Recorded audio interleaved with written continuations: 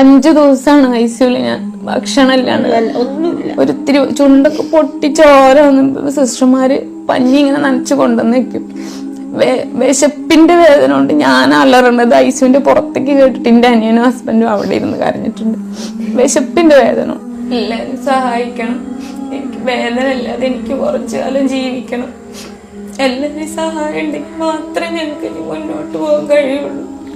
എന്റെ കുഞ്ഞിന് അമ്മ ഇല്ലാണ്ടാവരുത്. 4 വയസ്സേ അവനായിട്ടുള്ളൂ. അവന്റെ കൂടെ ജീവിച്ച് എനിക്ക് മതിയായിട്ടില്ല.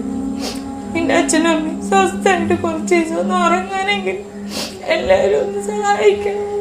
അത്രയും എമൗണ്ട് കണ്ടെത്താൻ ഞങ്ങളെ കൊണ്ട് കഴിയാത്തതുകൊണ്ടാണ് നിങ്ങളുടെ മുന്നിൽ വന്ന് നിൽക്കുന്നത്. ഇത്രയും കാലത്തുള്ള ഒരുപാട് വേദന സഹിച്ചു. ഇനി വേദന സഹിക്കാൻ എനിക്ക് കഴിയൂല. പെട്ടെന്ന് മാറ്റി വെക്കണം എന്ന് പറഞ്ഞിട്ടുള്ളത്. അത്രയും സംഖ്യ കണ്ടെത്താൻ ഞങ്ങളെ കൊണ്ട് കഴിയാത്തതുകൊണ്ടാണ്.